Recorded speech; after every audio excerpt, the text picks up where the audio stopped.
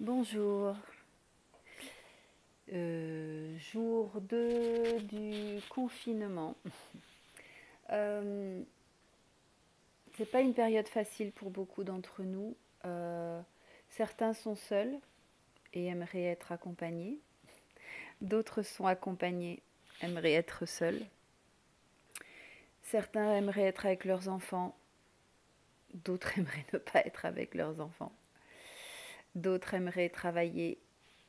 D'autres aimeraient ne pas travailler. Bref, vous aurez sans doute remarqué que les situations que nous vivons sont toutes à la hauteur des challenges qui sont à aborder dans notre développement, dans notre progression de vie. On peut dire merci au coronavirus. Non, je plaisante, mais et j'ai toute ma compassion et je voudrais en profiter pour remercier tous les personnels qui sont sur le pont.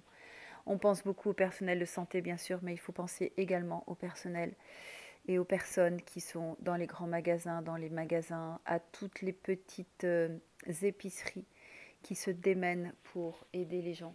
Je pense à l'épicerie de mon village, à Kenyac, La Source, Laurent et toute sa famille qui font un travail formidable. Et puis toutes les personnes qui font un travail formidable.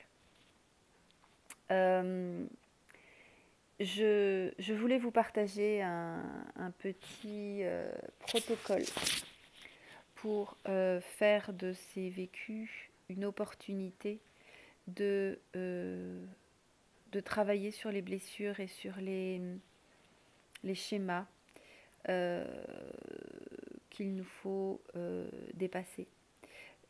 Circonstances exceptionnelles, leçons exceptionnelles.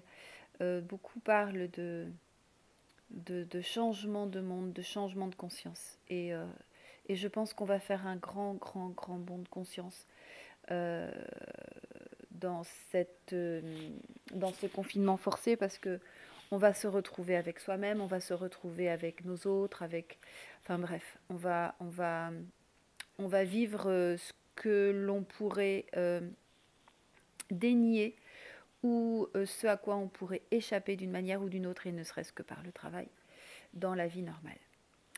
Ce que je vous propose est le protocole suivant. Quand vous vous sentez rempli d'émotions, rappelez-vous que les émotions sont des informations qui vont avoir pour objectif de mettre en lumière un besoin, mais elles sont aussi une information d'une blessure qui n'est pas encore guérie, dépassée. Pour ma part, je vis dans l'isolement, c'est-à-dire que j'ai ma Camoun qui est avec moi, mais sinon je suis seule dans une grande maison à la campagne. Alors c'est chouette parce que j'ai beaucoup de compassion pour les gens qui sont en petit appartement parce que c'est pas facile. Je suis à la campagne, c'est super. Plein de gens diraient oh, qu'est-ce qu'elle a de la chance. Oui, mais je suis toute seule. Mais c'est ok. La vie m'envoie ça et je l'accueille. Et donc, cette solitude, forcément, me pèse. Et parfois, elle m'oppresse. Et l'idée, c'est d'aller accueillir. Alors moi, c'est de la tristesse. Hein. De la tristesse parfois, de la colère, mais de la tristesse. Surtout beaucoup de tristesse. C'est d'accueillir son émotion dans un premier temps. C'est-à-dire accueillir son émotion. Comment on accueille une émotion? Eh bien, on la pleure, on la crie, on la frappe dans un coussin.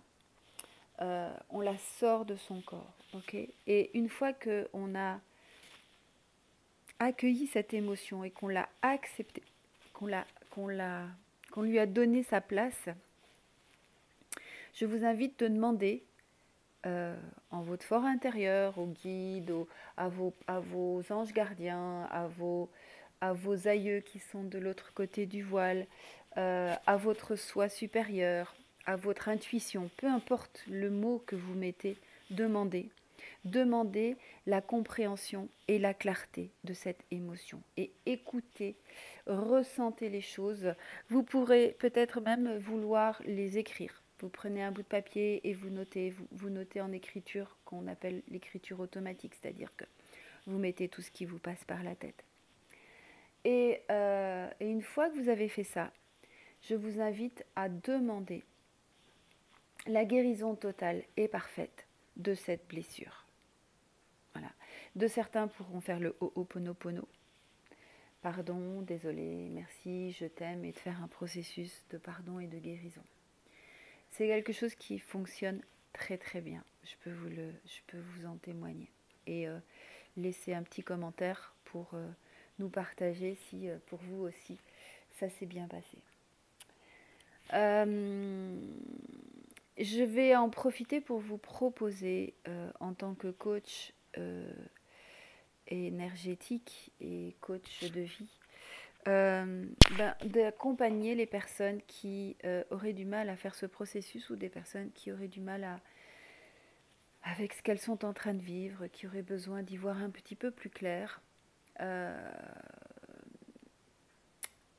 Je vous propose de vous aider si vous en avez besoin. Je vous laisserai mon adresse email en dessous et on peut, si vous le désirez, travailler par Skype ou par téléphone pour que vous puissiez dépasser ces moments difficiles qui ne sont pas prêts de s'arrêter, malheureusement. Je vous laisse mon email, je vous laisse me contacter si vous en avez besoin. Et en attendant, je continuerai à vous donner des petites astuces, des petits tuyaux, peut-être même des méditations ou autres en tout cas, des choses qui permettront à chacun d'utiliser cette période difficile et